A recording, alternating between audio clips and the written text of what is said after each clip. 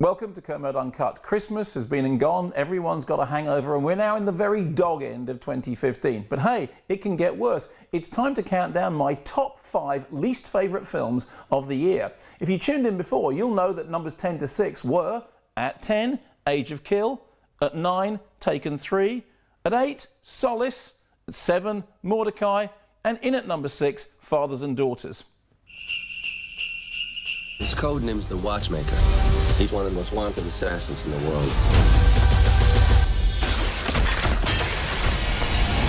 And in at number 5, Survivor. Now, there is some good news here. Emma Thompson's not in it. I know she was in all the pre-publicity and indeed some of the post-publicity. Around the UK, cinemas advertised Survivor as co-starring Emma Thompson, along with Pierce Brosnan and his magical disappearing moustache.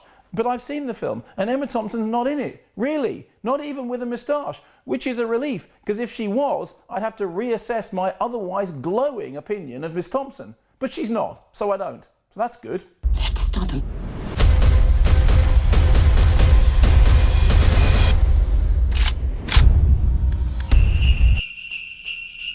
My life is ruined.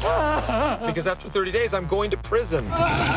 It's not as bad as I've heard, is it? Hell yeah, it's bad. Teach me how to survive in prison the way you did. Tell me how you know I went to prison. Given your low economic status. Wait, what? Your perceived lack of college education. Okay. Statistically, you definitely went to prison. I'll see you tomorrow, convict. Hello? You ready, white boy? Which brings us to number 4, and Get Hard. And it really wouldn't be a top 5 worst films of the year if we didn't have an entry with Will Ferrell, who here teams up with Kevin Hart in a film which proves that rape, racism and homophobia really are no laughing matter. The joke is this: Will Ferrell is a rich white man who's going to prison, so he enlists the help of the only African American he knows to teach him how to behave to prevent him from being sodomized. Let me see what your mad dog face look like. What is a mad dog? Your mad dog.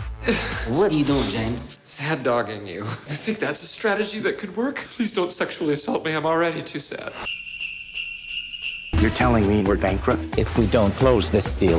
when you're the little guy taking on the big guy? You're gonna go up against me and Dynamic Systems. We're going to be hard to beat. The first rule is show the client a good time. Let's party, All we do is party, and get high right now. Snoop Lion, probably time to pass that. Just do it, throw it. Money don't stop. What happened? Into the top 3, and it's a welcome return for Vince Vaughn, this time in Unfinished Business. The story: Vince Vaughn and some business associates go to Berlin on a business trip and get mixed up with the G8 Summit, the Marathon, Oktoberfest and a gay fetish festival.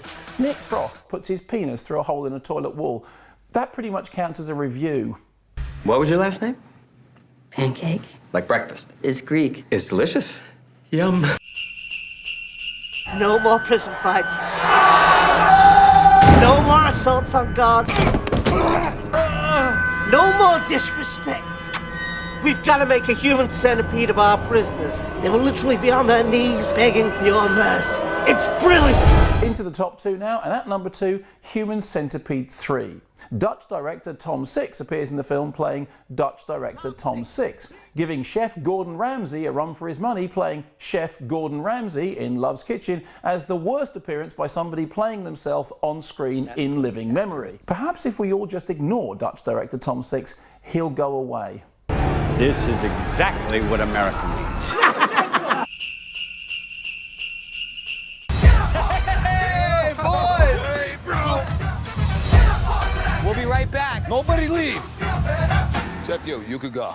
All of which brings us to the number 1 spot, and frankly, there was no competition when it came to me choosing my least favourite film of 2015. In comparison with this, Human Centipede 3 seems like some kind of humane masterpiece. I'm talking, of course, about Entourage, and I'd love to tell you something funny about the film, but unfortunately, it really is no laughing matter at all. The thesis of the film is fairly straightforward. A bunch of hateful, chauvinist, misogynist, talentless, wealthy bozos are held up as heroes, and we're meant to applaud like seals.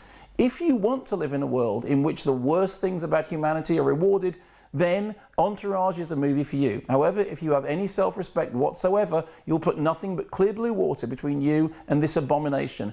Open the door. How bad is it? I would rather watch Sex and the City 2 on a constant loop for all eternity whilst burning in the lowest ring of hell than have anything to do with this movie ever again. And I'm not joking. Oh, God. I'm getting married. Oh, God. We need more money. Bye. Oh, God.